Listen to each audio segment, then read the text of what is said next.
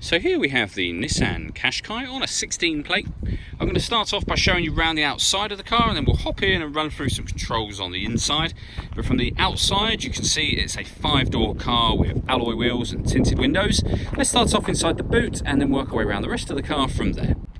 So as we approach the boot, you'll see we have reversing sensors. This car's also got a 360 parking camera, plenty of boot space along with that 60/40 split folding rear seat, and then these two tray sections both lift and remove to extend that boot space even further. Okay, so we're just going to work our way back round to the front of the car and then we'll hop in and run through some controls on the inside. But now that we've done a full circle of it, you can see it's in excellent condition the whole way round. Just briefly before we climb in, I think it's well worth seeing the interior from this exterior point of view. There's plenty to run through on the dashboard, so let's hop in and we'll do that right now.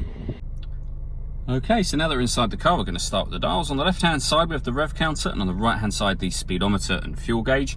In the middle, you can see the total miles for this car, which are 18,937.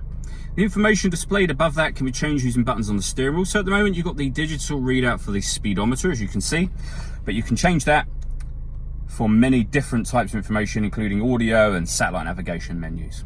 If we back out to the steering wheel, the buttons I was using just a moment ago are here.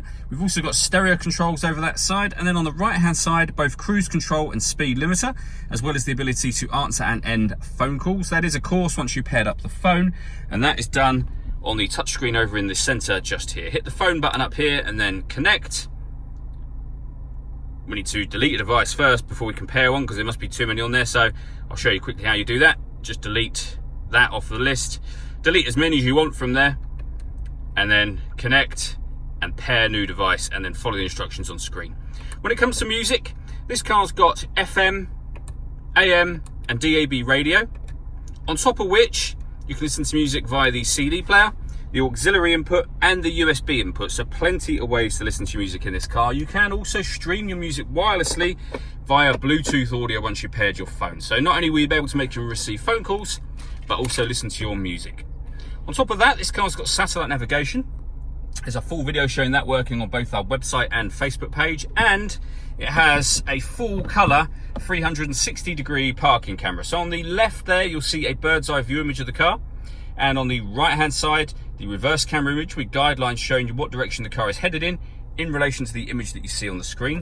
And it goes a couple of steps beyond that. If you press the camera button, we have a front facing camera and the bird's eye view, or a front facing camera and the front passenger side wheel. And you can see, because of these lines, it makes it really easy to line yourself up with the space. You can see we're perfectly on the front line and on that side line, according to what you can see on the image just there.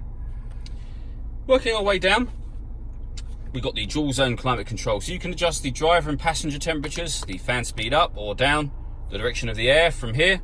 Hit that button to turn the air conditioning on, or hit auto, and the car will maintain those temperatures by taking control of the fan speed for you. You can override that at any time you wish to by simply readjusting the fans accordingly. Below that, we have a 12-volt charging socket, as well as the electronic handbrake, a 6-speed manual gearbox, and then inside the central armrest, a second 12-volt charging socket, as well as the auxiliary and USB inputs. The last thing I wanted to talk about in this car is the panoramic glass roof. So hit the button up here and the sun blind will open up all the way to the back of the rear seats, and you can see that that lets in a huge amount of extra light. All that leaves me to say is thank you for taking the time to watch this video. If you'd like to come and see the car in person and have a test drive, please feel free to call any of our MJA sites. We'd love to hear from you soon.